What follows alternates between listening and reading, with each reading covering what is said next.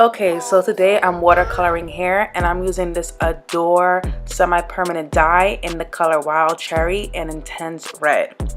So I have this old wig, and this wig has been through the wire. I done dyed it. I had this wig for a long time, and you can see it's a full lace wig. There's holes in it. That's how old this wig is. And so this is the perfect wig for me to test watercoloring on. I'm using a red plastic bowl. You could really use anything. I know some people use clear storage bins, small ones, and I'm just filling it up with hot water right now. You can boil water if you want, but it's not proven that that's going to help or change the effect. So you can use hot tap water and it'll work just as fine.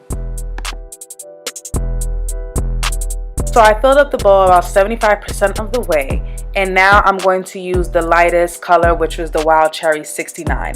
And some people use a little bit of dye, but I'm using a lot of dye. I didn't have a full bottle, but I had about maybe 85% product in the bottle, and I'm using all of it.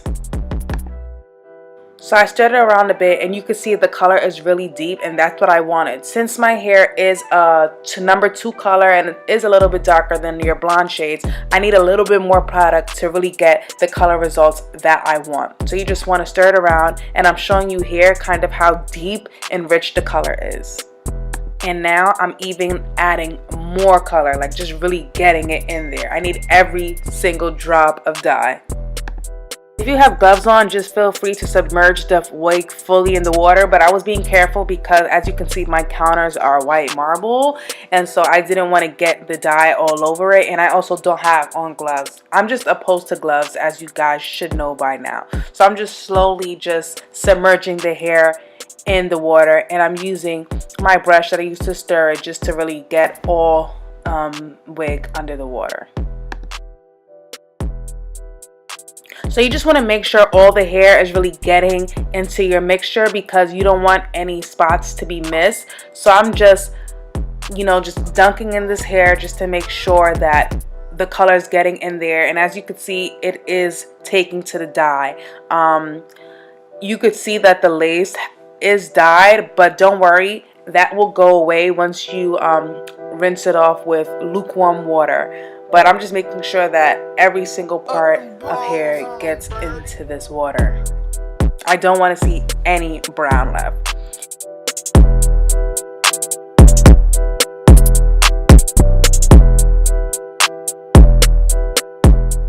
As you can see in this clip right here, the water is like a light red, and you remember what a deep burgundy it was before. So all the dye now has transferred over onto the hair, and I'm just checking the ends because that was the lightest part, and I want to make sure that that's really dyed, and that's the most vibrant part of the hair.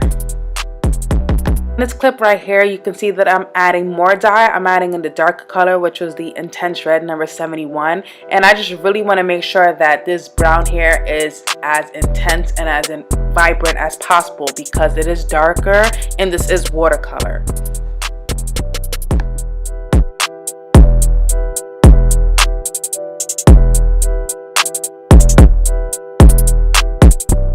So this is the finished product, and I love the way this color turned out. I'm actually so surprised that it came out this vibrant and bright. It looks so good. It is definitely the perfect burgundy color I was looking for, and it's so cool how it naturally ombre'd with the lighter parts of the hair that was already light in the original color. I'm just so impressed, and I'm so happy, and this is definitely the way I will be coloring hair.